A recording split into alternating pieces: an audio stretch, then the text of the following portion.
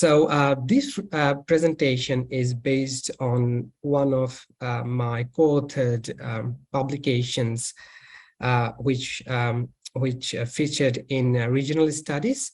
So if you're familiar with Australian journal ranking, so it is regional studies is a A-star ranked journal. So the research was published in regional studies. So I have just modified it for the audience of this international conference. So I'll present my research findings on relocations of businesses and what are the implications for the governments. So before I proceed, I'd like to show you a short video clip. So I took this video clip from YouTube. So I'll run it and I'll discuss why it's important for the developing countries, especially the countries in the Asia Pacific region.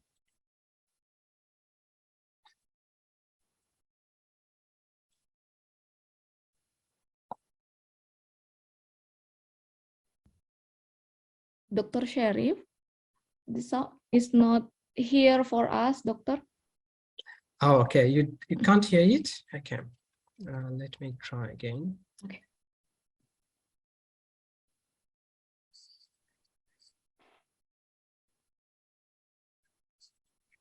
Do you get the sound? No. Not at all. Okay. Yeah. Okay. Okay. Okay, let me explain actually the video in that case. So in this video, it is a news clip from one of the channels based in Korea. So it highlights that Korean manufacturers are actually relocating their investment from China to Vietnam. In the report, they explain that the cost is the key reason why investors are relocating their investments from China to Vietnam. And they found Vietnam is a very good alternative because labor cost is much cheaper compared to the labor cost in China. So this was the main focus of this video clip. So let's skip this. So business relocation is not new. If you're familiar with the economic history of economic development, you know that the Industrial Revolution started in England, and over time it moved to Western European countries and then to East European countries. And now you see that China is the hub of world manufacturing sector. So again, we see a kind of movement due to some economic reasons, and some scholars also argue that there are some political reasons, like the US-China political tensions, and it also contributed to these relocations of businesses from China to Japan to Vietnam to some other Asian countries. And two big examples would be Apple's recent relocations of their manufacturing of iPhones from China to India, and another is Samsung's investment in Vietnam. So businesses always relocate their activities, their value chain, or how they organize their business activities from one country to another country based on the changes in the location advantages. So basically, every country has a unique set of location advantages. For example, we know Japan is very good for like cheap vehicles, like motor vehicles. On the other hand, we know Germany is a very good location for luxury cars or very high quality cars. And like every country got this advantage. Every country got a cluster of a kind of economic activities. So this is what we know as the cluster of any kind of industry, and it is actually based on Porter's diamond model. So, and it happens because every country offers a unique set of advantages to the businesses located there. And on the basis of those advantages, an industry grew their activities in the region or in the location, and over time, they get a kind of fame in the world. So this is basically, it's actually the location advantages of a country. So as you know, that we are living in a spiky world, so every country is different, every country's location advantages are also very different, and that's why we see businesses disperse their activities across the space so that they can tap those advantages from different locations so that they are more competitive in the world market. And one example could be Apple's value chain. We see Apple organizes activities in different countries. They have they source chips from one country. For example, they source chips from Korea, Taiwan, and on the other hand, they also got some parts from European countries, and they bring them together and they assemble their products mostly in China. So you see that they actually tap location advantages from multiple countries, and this is how they're so competitive in the global market. So this is actually the focus of my today's presentation. And when we talk about location, we often look at the foundation concept in international business, and we call it Eclectic Paradigm. And the Eclectic Paradigm was proposed by John Dunning. Many scholars call him the father of international business. So according to Eclectic Paradigm, a firm should have 3 types of advantages before it can move to an overseas location. We call them ownership advantages, location advantages, and internalization advantages. So ownership advantages are the core competencies of a firm. So when a firm goes to an overseas location, it faces a completely unfamiliar, sometimes completely and sometimes little unfamiliar environment. So there is a kind of unfamiliarity with the environment, business environment. And these ownership advantages or the capability of a firm or core competencies of a firm help them to overcome this kind of unfamiliarity. And sometimes we call them liability of foreignness. So the liability being a foreign firm in the host market, in the foreign market. So a firm should have some capability to overcome those challenges in the foreign market. So we call them ownership advantages.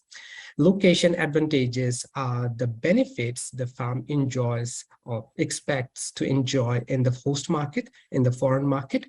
And finally, the internalization advantages are the advantages which a firm expects from the investment or the risk they are taking in the foreign market by expanding into the foreign market. So these are the 3 advantages. So a firm should have advantages from all of these 3 components. And if this condition is met, then the firm is able to go to the international market. And if anyone is missing, then according to this paradigm, the firm should stay in the domestic market and export products to the overseas market. So this is the foundation concept, and we use this concept to explain the location choices of international business firms or the multinational enterprises, or we can say the location choices of foreign direct investments. So that's the background concept. So this is one thing from a very theoretical point of view. And I'd like to present another important concept when we discuss these location choices, and that's the nature of capitalist system in the market. So I hope you're familiar with the Great Depression of the 1930s. In 1930s, there was a Great Depression, mainly in the US, but then it spread over to other countries. And during the Great Depression, there was an economist, John Keynes, and John Keynes suggested governments of different developed countries to intervene in the market. So initially, it was a new classical economic system. In new classical economic system, governments had minimal intervention in the market. So there was a concept, invisible hands, and all other concepts related to low government intervention in the market. Then we see the Great Depression, and during the Great Depression, John Keynes suggested governments to intervene in the market and solve the demand side problem. So initially, governments were more focused in the supply side of the equation. And after the Great Depression, governments looked into the demand side of the equation, and they started to invest in infrastructure and many other sectors to create jobs for the people.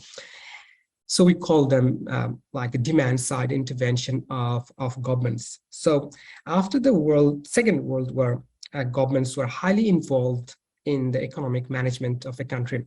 And governments were literally everywhere, like the public transport, the banking sector, any sector you take, you will see government's intervention was there in developed countries, and in developing countries still we see the government intervention is very much present.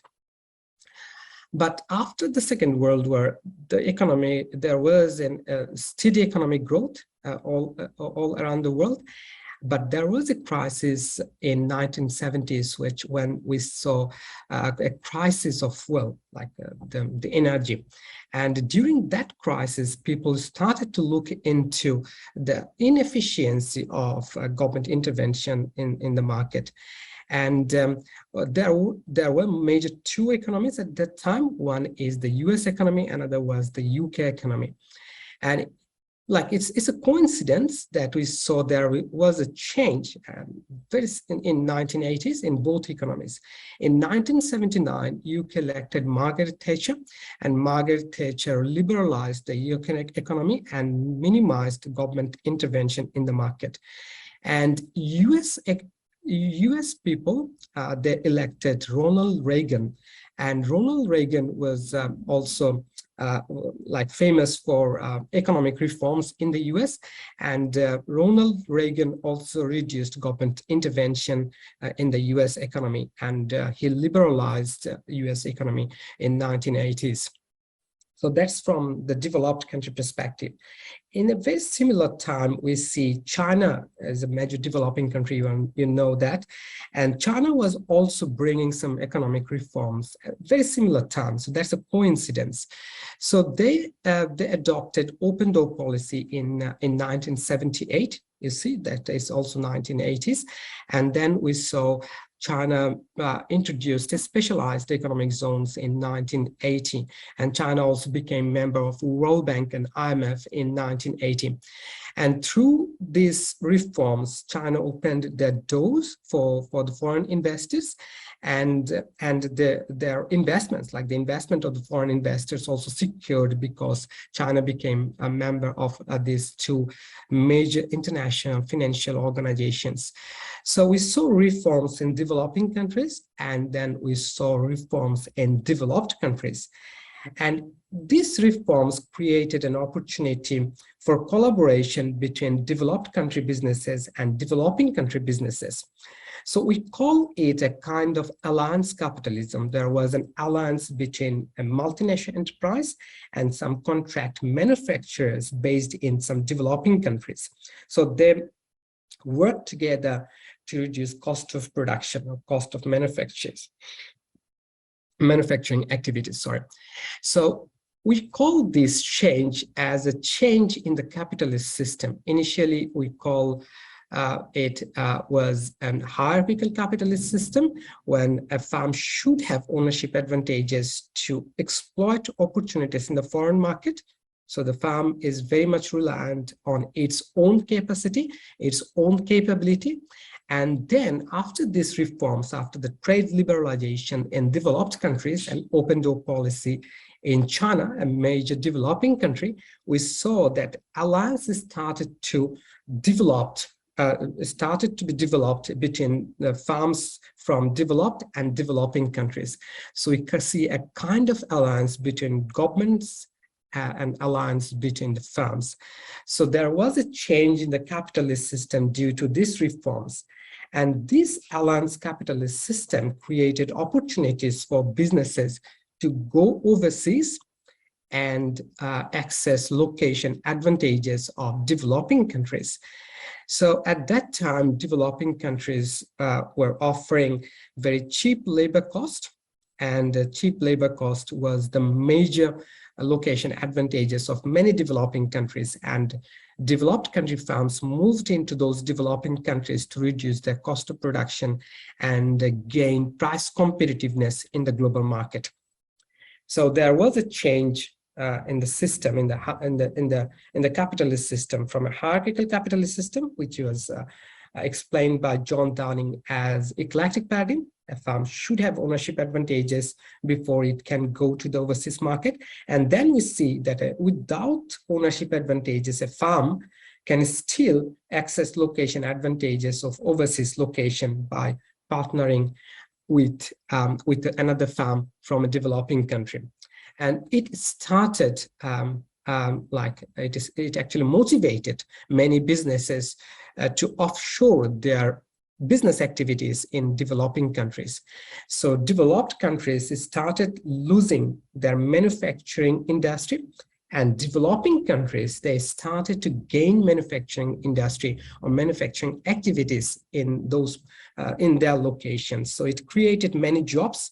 So and on the other hand, manufacturing jobs lost. We saw many job losses in the manufacturing industry in developed countries. So this was the situation in 1980s, 1990s, and even just 10 years ago. That was the situation. Then we saw there was a change in developing countries. Then again, there was a change because the cost of production started to rise in developing countries. And here I have an example. And I took this data from a Boston consulting firm. So this was the labor cost in the US, and these are the labor cost in China. So you see there was a rise in labor cost in the US from 2000 to 2015. And we also see there was a rise in labor cost in China from 2000 to 2015. But we need to consider the productivity growth as well. So China has significantly improved its productivity from 13 to 42%. But it's in comparison to the productivity in the US.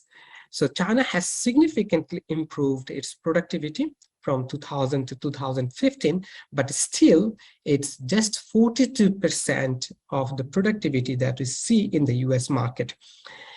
So even after this productivity growth, and we see that the labor cost saving started to decline because of this growth in the wage rate in China. So initially in 2000, moving into China used to save labor cost by 65% for any international business firm, but now it has reduced to just 39%. So if an international business firm moves into China, there is not enough labor cost saving because there is a rise of labor cost in China. So it's just 39%. And then you need to add the transportation cost, the coordination cost, because when you offshore your activities to a foreign market, you need to collaborate with a foreign business firm. You need to you need to communicate, and you need to oversee your production in a foreign firm. So there is a cost, like cost of traveling, cost of transportation, cost of management. So there is a kind of additional cost when you offshore your activities in a foreign market. So if we add those costs, we see that the saving has reduced from 16% to just 10%. So you see that the benefits of organizing activities in a developing countries has started to decline. So that's another change, a very recent change we are experiencing in the international in the international market. And then we saw businesses started to relocate again. So as I said, if we're familiar with the history of economic development, then we see that the Industrial Revolution occurred in the UK, and then over time it moved into other markets in other countries. So you always see a change in the location based on the location advantages, and location advantages are very dynamic. It changes over time. So, so farms started to relocate. Some farms moved from one offshore location to another offshore location, for example, from China to Vietnam. Some farms started to reshore their activities. Reshore means going back to the home market where it started its business. And then we see kind of nearshoring, like moving business from China to Mexico for a US business firm. and for a European business firm moving activities from China to East European countries. For an Australian perspective, moving business from China to Indonesia or from China to other neighboring countries. So this is a definition of nearshoring. But businesses started to relocate its value chain, how it organizes or where it organizes its activities. So to understand these relocations, we started a study in the United States of America. So we used the framework of this eclectic paradigm, but we relied upon an extension version of this eclectic paradigm. In this version, we had two locational factors. One is the place, another one is space. So space is actually the cluster, or the agglomeration, or the concentration of business in a location, or in a region, or in a state. And a place is the locational fundamentals like infrastructure, the mining, the weather. So all those factors are place factors, and space factors are the concentration of business in a location. And then we also looked into the organizational aspect of a business firm. And looking at these three factors, we tried to understand what factors motivate a business firm's relocation decision. So we had a couple of hypotheses. So the first hypothesis, or the baseline hypothesis, was that the larger firms are less likely to reshore their manufacturing operations to their home state. So larger firms, they're less likely to go back to their home state or home location. And we argued that larger firms, they have slack capitals or slack resources. They have high bargaining power because of the capital, their resources, because of the networks. So larger firms are more powerful compared to, like in a very simple way, are more powerful compared to smaller firms, and they can influence governments. They have high bargaining powers when they negotiate with governments and other businesses. So they don't need to go back to the home market. They got some fluidity. They can go anywhere they want based on location advantages. So that's the baseline hypothesis of our study. And then we had some moderators. So then we brought like some place factors and space factors. So one is incentives provided by the governments. So when home states offer incentives to relocate business activities from an offshore location to the home state, yes, then larger firms, they change their strategies and they go back to the home market to enjoy government's incentive. Then we had another hypothesis. Is actually based on labor cost. So if labor cost is high, larger firms won't move to the home state. They would go to a state where labor cost is low. Then we had another hypothesis is based on innovation intensity. So larger firms, as I say, they got high slack resources. They're highly capable. So when they see, when they make the location decision or relocation decision, they look at the innovation intensity of a location. And larger firms often think they contribute more to the location than the gain from the location. So whenever there is a knowledge-intensive firm, for example, Silicon Valley, each firm, like every firm, learns from other firms. So we call it a spillover of knowledge.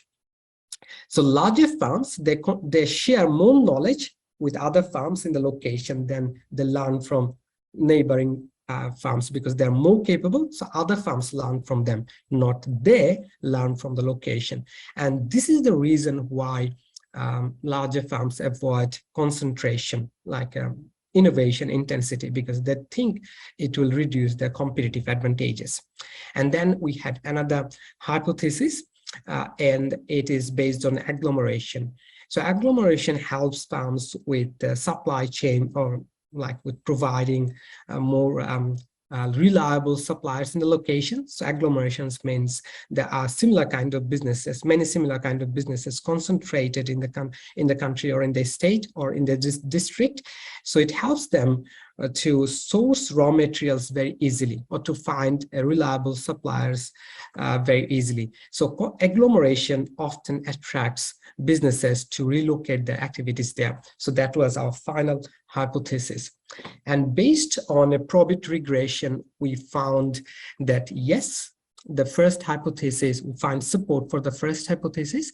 Yes, larger firms avoid going into their home state. As I said, they got resources, they have a very good network, and they got the capability, they have the managerial knowledge, and they have high bargaining power with the governments, with other firms. And that's why they can go anywhere. And that's why larger firms are less likely to go back to their home country, home state, or home district, whatever you say. And then we also found support that government incentives attract businesses. So if governments provide incentives, yes, larger firms, they change their strategy and then they go back to their home country or home state. We also found support for our the third hypothesis, or which we call H2B, and that's the labor cost. So labor cost is a very significant factor. So if the labor cost is high, firms avoid that state or that district. Innovation intensity related hypothesis was not supported from our data, but we found support for agglomeration. So yes, agglomeration attracts businesses to the home state. So from the findings, we found some key factors. One is larger firms are more fluid. So from a developing country perspective, or from the perspective of a developing country in the Asia Pacific region, for example, the Asia Pacific, for example, the ASEAN countries, or an emerging economic like Indonesia, if they like to attract foreign investors, they should look at larger firms because they are more fluid. And when they relocate their business from one country to another, they are more likely to relocate their business in Indonesia, for example. So that is one factor. Another factor is agglomeration or concentration of businesses, and this is important because firms often need suppliers in close proximity. It means that they like to collaborate with them in their own location, in the same state or in the same district, so in close proximity, and it helps them to reduce transaction costs and other related costs. And that's why cluster is very important to attract businesses. Labor cost is another factor, and Asian countries naturally got low labor cost. So this is a very favorable finding for the developing countries or emerging economies. And the government incentives is another important factor. And you know that the government incentives provided in Vietnam motivated many large multinational enterprises to move their investments into Vietnam. So these are the four key factors identified by our study. And this is one example how US governments are providing incentives to US firms to relocate their business into United States. So you see some states spend more money, like Texas. They're spending billions to attract businesses. We have Michigan here, Ohio, Pennsylvania. So these states are spending billions of dollars to attract foreign investors or US businesses to relocate their activities back to the United States. And you'll be surprised to know that US governments, like state governments, altogether, they invest $80 billion every year in providing incentives to these multinational enterprises. So let me conclude my discussion. So we started with some background discussion, how offshore started and what is the capitalist system, and the change in the capitalist system motivated firms to offshore their activities in overseas location. And then we see some factors are changing in developing countries because of their economic growth.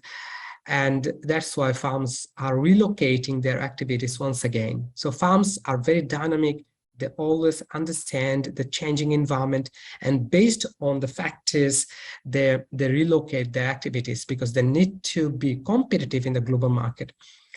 So it means that from a policy point of view, from government's policy point of view, competitiveness of a region is very important. So if a country or if a government likes to improve the competitiveness of a country or a region or a district, it's important that they look into the larger firms, larger multinational enterprises, and they have the slack resources, so they are likely to relocate their activities in a country in the Asia Pacific region. So that's the main thing. So government should look at larger firms, larger multinational enterprise. Another important factor is that the cost is key for larger firms to make their location choices. So government should ensure low cost of production for them to attract foreign investments into the region. Another important factor is that the government has a direct role to play. It's not just bargaining, negotiating with larger firms. Government should provide incentives. It could be an in-kind incentives, or it could be cash incentives like US government is providing to their businesses. So incentive could be tax holiday, creating some specialized economic zones, and specialized economic zones also create a kind of self-enforcing cluster. So once a country got specialized economic zones, it attracts more businesses to come to the region, and it grows bigger and bigger. And this is how it can become a manufacturing hub in the whole region. So it got this self-reinforcing capability. So government should directly intervene in the market. It should provide incentives to businesses, and it should also create clusters, man-made clusters, so that international businesses are attracted to invest in the region. So these are the key factors identified by our study, and I think they're relevant for a country like Indonesia.